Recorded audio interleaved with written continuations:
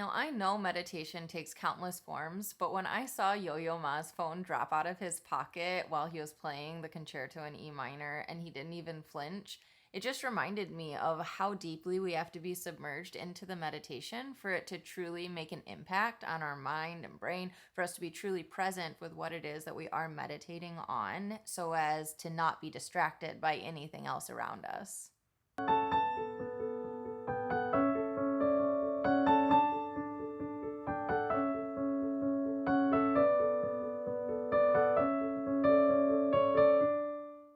About a month ago, my husband and I attended a sold out concert at Miller Auditorium where Yo Yo Ma was performing for one night only in Kalamazoo, and we had an incredible time. While he was performing, his phone did fall out of his pocket onto the podium, and he didn't flinch at all. And this really did stick with me because back when I was in massage school, they talked about how present we truly needed to be with our clients so that when we were giving them a massage and trying to help them heal in their bodies, we weren't sitting there thinking about, oh, what do I have to get at the grocery store? What's going on here? I wonder what time my show is going to be on, how much time is left. You're not thinking about 20 different things. You're focused on the present moment. Throughout my time here on YouTube, I've talked a lot about the Kairos versus Chronos time, about Chronos being chronological and Kairos being the now, and God existing in the now. Chronos time is something that we as humans need to observe because we need sleep. We have the cycles of the sun, we have days, we have hours, we have minutes, seconds.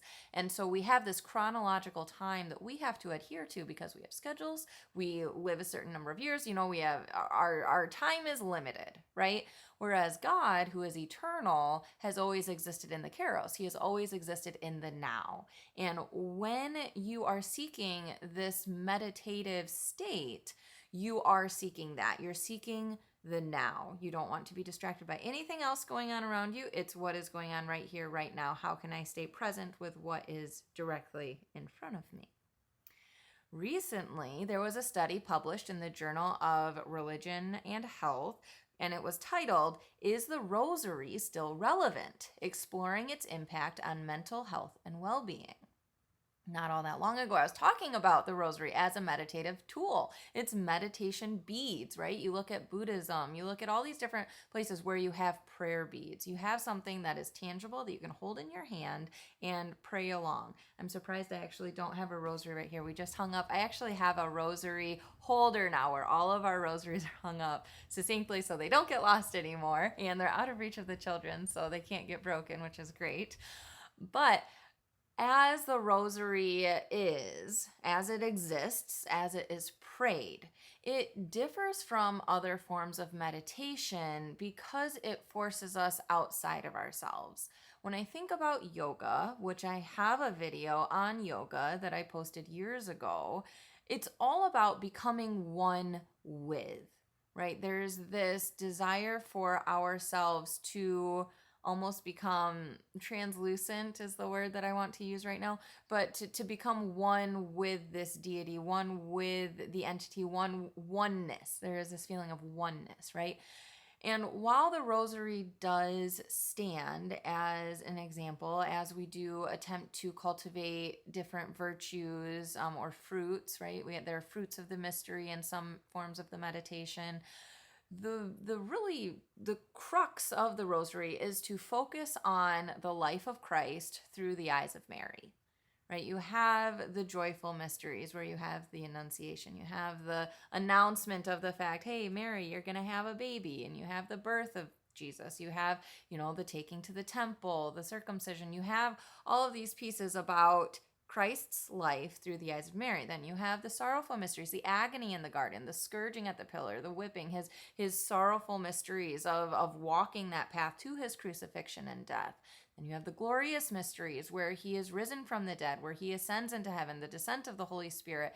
You have then Mary's experience of being crowned the Queen of Heaven, and the luminous mysteries, the wedding at Cana, his first miracle. You have all of these pieces, right? The institution of the Eucharist, all of these things while maintaining this fact that Mary is the one that brought Christ to earth. You have this meditative reflection of this is Christ's life, and I'm going to focus on it through the eyes of someone else and draw from that.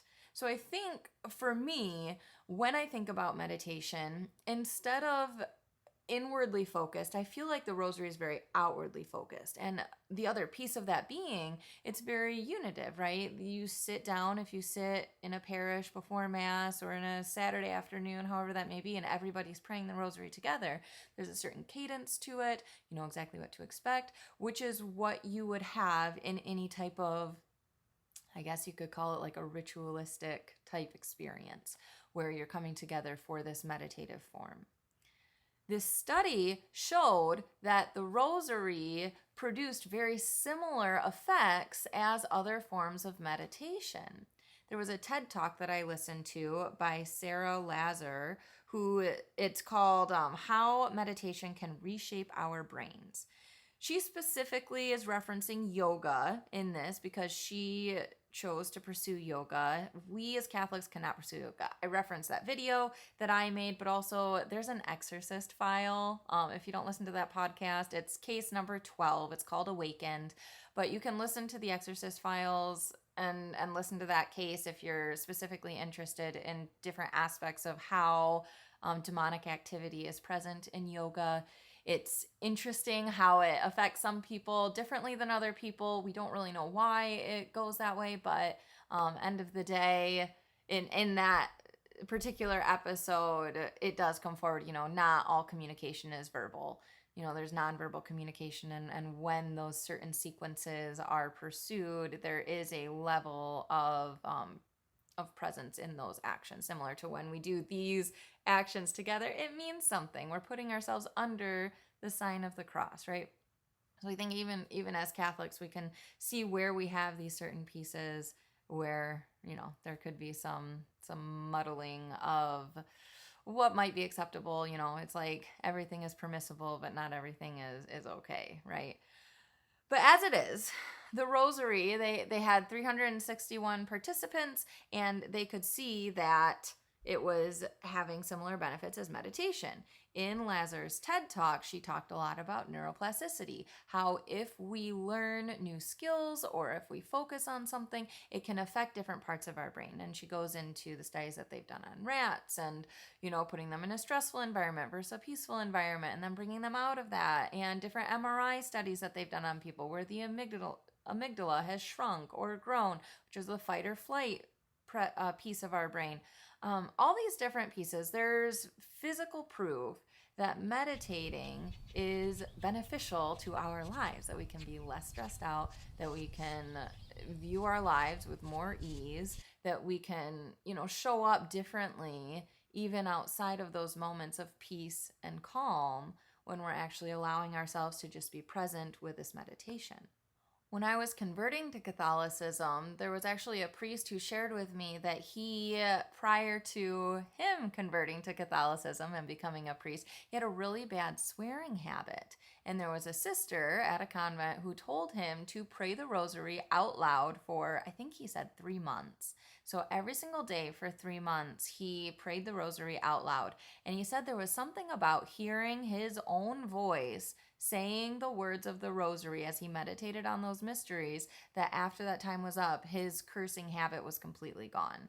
He said he used to swear like a sailor, and after doing that, he no longer swore. So yes, he had a desire to stop, but then he also had a tool then given to him that has supernatural promises, right? We have the 10 promises of the rosary, and we have, right, so there are personal testimonies of how much the rosary in and of itself have not only helped in grounding somebody and bringing them more enlightenment in how to have more empathy and show up, with more faith and hope and all the different virtues that are cultivated through the rosary, the passion for God and love of his Blessed Mother and all of these things.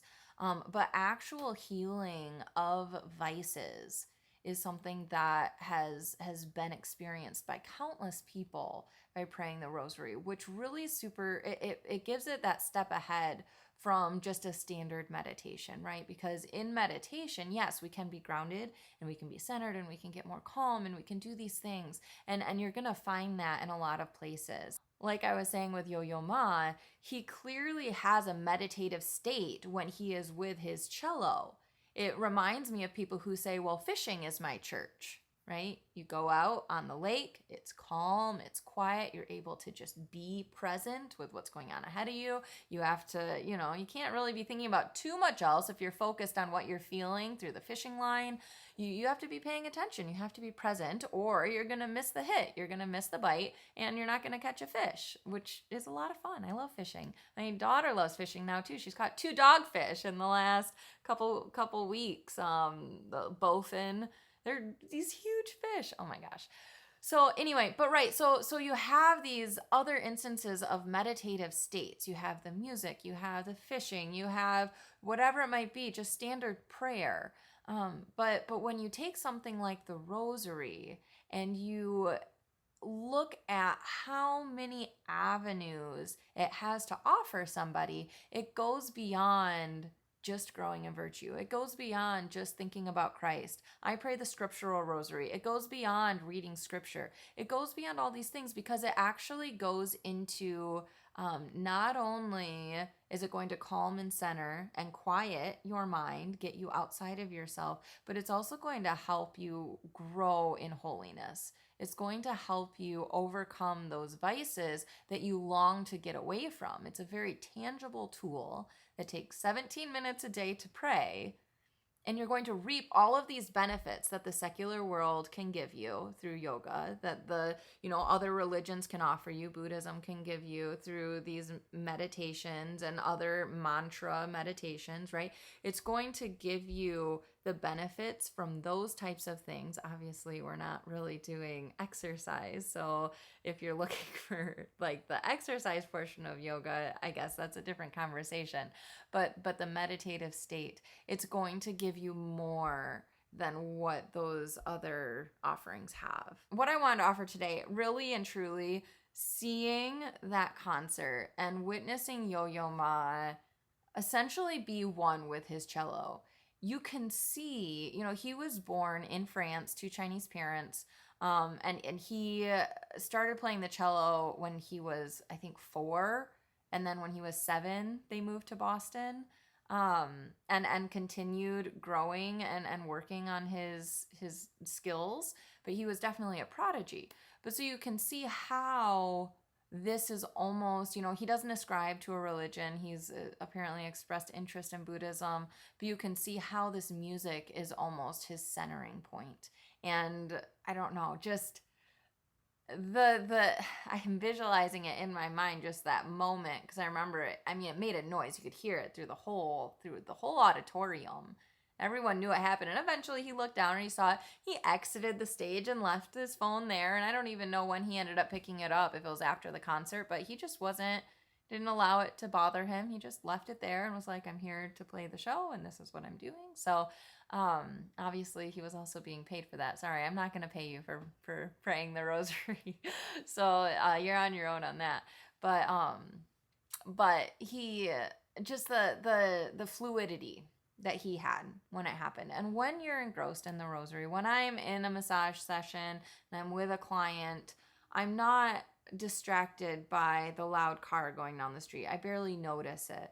When you're engrossed in the rosary and you're thinking about these things, there can be a noise. I mean, please, if your child comes up to you, he's like, Mom, I need you, or I have to go potty, or whatever. Like, don't ignore. But there's a level of engrossment that ends up happening where you kind of, everything else just goes volume down.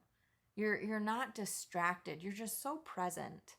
And that's really the point of meditation. That's the point that we want to get to in prayer, in meditation, in these pieces where nothing else can distract us from it, but our sole focus is on God and how it is that we can better serve him, how we can better get to know him, and how we can better help others to get to know him as well. May the Lord be glorified, and may your spirit rest in him always. God bless. I look forward to chatting with you again soon.